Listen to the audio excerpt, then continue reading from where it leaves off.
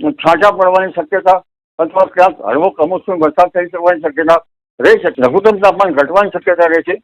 મહત્તમ તાપમાનમાં પણ ફેરફાર થવાની શક્યતા રહે છે. એક પછી એક મજબૂત પછી વિક્ષોભ આવ્યા છે એટલે ગુજરાતના વાતાવરણમાં હવામાનમાં પલટો આવી શકે.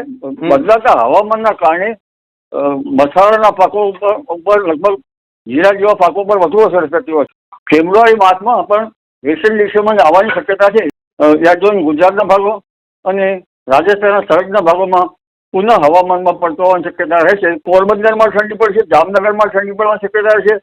ગિરનારના ભાગમાં પણ ઠંડી પડવાની શક્યતા રહેશે. 20મી ફેબ્રુઆરીથી માર્ચ દરમિયાન ધીરે ધીરે ઠંડીમાં ઘટાડો થતો જાય. હાલ જોઈએ તો રાજ્યમાં છે અત્યારે ઠંડીનો માહોલ જોવા મળી રહ્યો છે. છેલ્લા 2 દિવસથી રાજ્યના વાતાવરણમાં પલટો પણ જોવા મળ્યો હતો. વાદળછાયું વાતાવરણ તો અનેક વિસ્તારોમાં છે, છૂટાછવાયા હળવા મધ્યમ ઝાપટા પણ જોવા મળ્યા હતા. ત્યારે આપણી સાથે અમરલાલ કાકાએ જયારે વાત કરી હતી ત્યારે તેમણે કહ્યું હતું કે વાતાવરણમાં પલટો આવશે અને તે મુજબ જ વાતાવરણમાં પલટો જોવા મળ્યો. ત્યારે હવે આગામી દિવસોમાં રાજ્યમાં કેવું વાતાવરણ રહેશે? અત્યારે આપણે ચારે બાજુ સાંભળીએ છીએ કે રાજ્યમાં હવે આગામી દિવસોમાં માવઠાની આગાહી છે. તો માવઠું થશે કે કેમ? હવે કોઈ માવઠાની શક્યતાઓ છે કે કેમ? અને સાથે જ હવે આ શિયાળો છે કેટલા દિવસ સુધી ચાલશે? આગામી દિવસોમાં કેવું વાતાવરણ રહેશે તેને લઈને વાત કરવી છે. ત્યારે આપણી સાથે ગુજરાતના જાણીતા હવામાન નિષ્ણાંત અંબાલાલભાઈ પટેલ જોડાઈ ચૂક્યા છે. તો આવું તેમની સાથે જ સીધી વાત કરીએ વાત ગુજરાતી પર.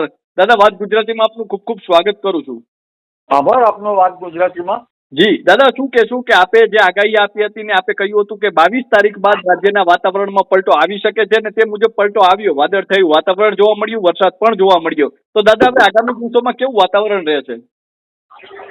હવે એક પછી એક વેસ્ટર્ન ડિસ્ટર્બન્સ આપતા જશે. જો કે આ વેસ્ટર્ન ડિસ્ટર્બન્સ જરૂરી છે.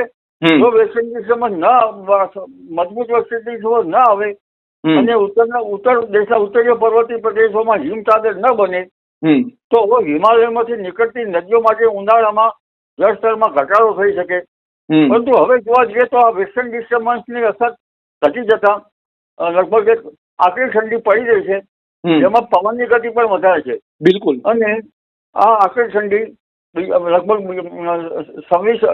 27 તારીખની આસપાસમાં ઠંડીમાં કંઈક ઘટાડો થવાની શક્યતા રહે છે. આમ છતાં કેટલાક ભાગમાં તો ઠંડી રહી શકે છે. અત્યારે ઠંડીની અસર જોવા જઈએ તો ઉત્તર ગુજરાતના ભાગમાં હમણાં તો મહત્તમ તાપમાન ઘટશે. લઘુત્તમ તાપમાન પણ ધીરે ધીરે બનાસકાંઠાના ભાગો અને અન્ય ભાગોમાં 4 ડિગ્રી સેલ્સિયસની આસપાસ થઈ શકે છે. ઉત્તર સૌરાષ્ટ્ર રાજકોટના ભાગોમાં પણ લઘુત્તમ તાપમાન 10 ડિગ્રી સેલ્સિયસની આસપાસ થઈ જવાની શક્યતા રહે છે.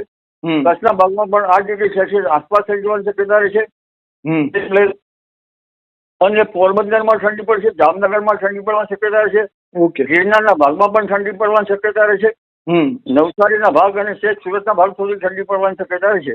પણ ઉલ્લેખનીય છે કે આ પછી એક નબળા પશ્ચિમ વિક્ષોભ બાદ તારીખ 26-27માં એક મજબૂત પશ્ચિમ વિક્ષોભ આવવાની શક્યતા છે. જેના લીધે દેશના ઉત્તરીય પર્વતીય પ્રદેશોમાં ભારે હિમવર્ષા, બરફના તોફાનો અને પવનની ગતિ શરૂ થશે અને પુનઃ છેક રાજસ્થાનના ભાગો અને રાજસ્થાનના સરહદના ભાગો સુધી તેની અસર થવાની શક્યતા રહેશે. બંગાળ ઉપસાગરનો ભેજ અને અરબ સાગરના ભેજની ગતિના કારણે આ બંને લગભગ વેસ્ટર્ન ડિસ્ટર્બન્સમાં મર્જ થતા તેની અસર મધ્યપ્રદેશના ગુજરાતના ભાગો અને રાજસ્થાનના સરહદના ભાગોમાં પુનઃ હવામાનમાં પલટો આવવાની શક્યતા રહેશે. વાદળવાયુ કે ક્યાંક છાંટા પડવાની શક્યતા અથવા ક્યાંક હળવો કમોસમી વરસાદ થઈ શકવાની શક્યતા રહી શકે. જો સાયક્લોનિક સર્ક્યુલેશન રચાય અને સાનુકૂળ હવામાન સર્જાય તો. જી, તો દાદાએ જે રીતે કહ્યું છે કે 26-27 તારીખ આસપાસ રાજ્યના વાતાવરણમાં પલટો આવી શકે છે. ક્યાંક વાદળછાયું વાતાવરણ તો ક્યાંક હળવા ઝાપટા પણ પડી શકે છે. દાદા, અત્યારે આપણે જોઈએ તો ચોમેર જે માવઠાની શક્યતાઓની વાતો થઈ રહી છે તો તેમાં કેટલું સત્ય અને તથ્ય છે? આગામી દિવસોમાં માવઠાની કોઈ શક્યતા છે કે કેમ? હવે એક પછી એક મજબૂત પછી વિક્ષોભ આવ્યા છે એટલે ગુજરાતના વાતાવરણમાં હવામાનમાં પલટો આવી શકે અને વાદળછાયું વાતાવરણ રહી શકે અને સાનુકૂળ વાતાવરણ મળે તો ક્યાંક માવઠું પણ થઈ શકે. પરંતુ ફેબ્રુઆરી માસમાં પણ સાનુકૂળ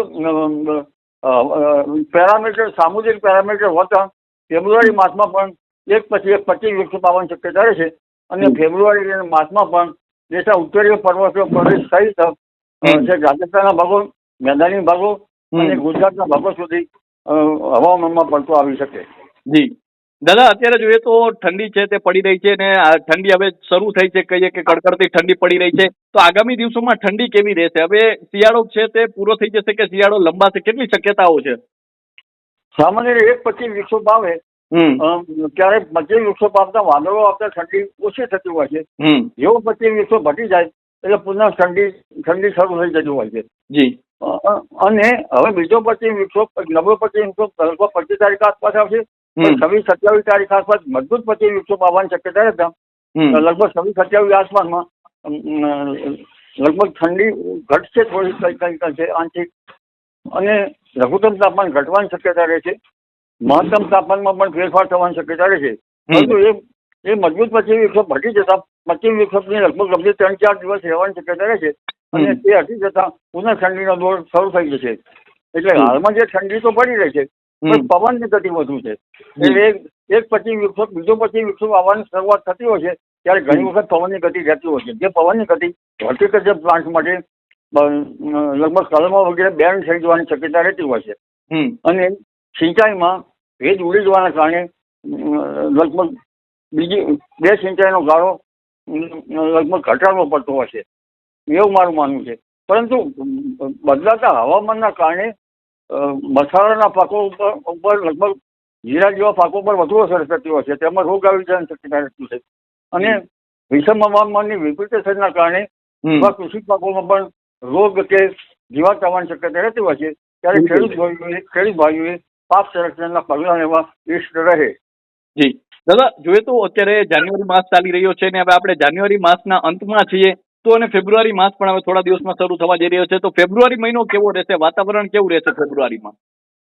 ફેબ્રુઆરી માસમાં પણ વેસ્ટર્ન ડિસ્ટર્બન્સ આવવાની શક્યતા છે. એક પછી એક વેસ્ટર્ન ડિસ્ટર્બન્સ આવતા દેશના ઉત્તરીય પર્વતીય પ્રદેશો સહિત મેદાની ભાગો અને ગુજરાત સુધીના હવામાનમાં પલટા આવવાની શક્યતા રહેશે.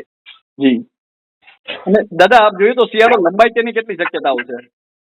શિયાળો લંબાવવાની શક્યતા જોઈએ તો 20મી ફેબ્રુઆરી બાદ ઠંડી ઘણી ઓછી થઈ જશે અને માર્ચ માસ લગભગ 21મી માર્ચમાં આવતા ગરમીની શક્યતા રહેશે.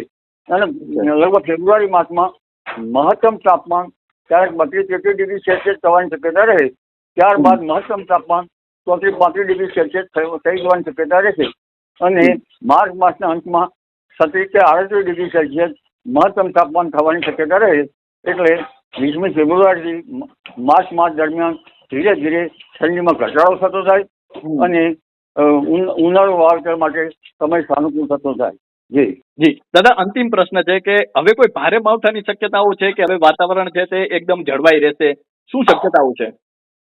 ફેબ્રુઆરી માસમાં એક પછી એક 25 વિક્ષોપ આવવાની શક્યતા રહેશે. સામુદ્રિક પેરામીટરો પણ સાનુકૂળ છે. એટલે ફેબ્રુઆરી માસ અને માર્ચ માસમાં હવામાનમાં ફેરફાર થવાની શક્યતા રહેતા ગુજરાતના હવામાન પણ વાદળવાયુ એ ક્યાંક માવઠું એ ક્યાંક છાંટા થઈ શકે અથવા તો હવામાનમાં પલટો આવી શકે. જી. તો દાદા, અમારી સાથે જોડાવા બદલ અને આપનો કિંમતી સમય આપવા બદલ ખૂબ ખૂબ આભાર. તો આ હતા ગુજરાતના જાણીતા હવામાન નિષ્ણાત અંબાલાલભાઈ પટેલ, અને તેમણે જે રીતે વાત કરી છે કે હાલમાં જે વાતાવરણ જોવા મળી રહ્યું છે આગામી 26-27 જાન્યુઆરી છે ત્યારથી રાજ્યના વાતાવરણમાં પલટો આવી શકે છે. રાજ્યના મોટા ભાગના વિસ્તારોમાં વાદળછાયું વાતાવરણ, તો ક્યાંક ક્યાંક છે હળવા ઝાપટાની પણ શક્યતાઓ રહેલી છે. અને સાથે જોઈએ તો ફેબ્રુઆરી માસમાં પણ ઠંડી જોવા મળશે, કડકડતી ઠંડી યથાવત રહેશે.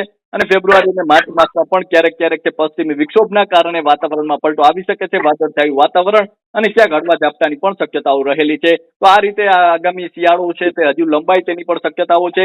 અને 21 માર્ચ બાદ રાજ્યમાં છે તે ગરમીની પણ શરૂઆત થાય તેવી દાદાએ આગાહી વ્યક્ત કરી છે. તો અત્યારે બસ આટલું જ. ફરી મળતા રહીશું વાત ગુજરાતી પર.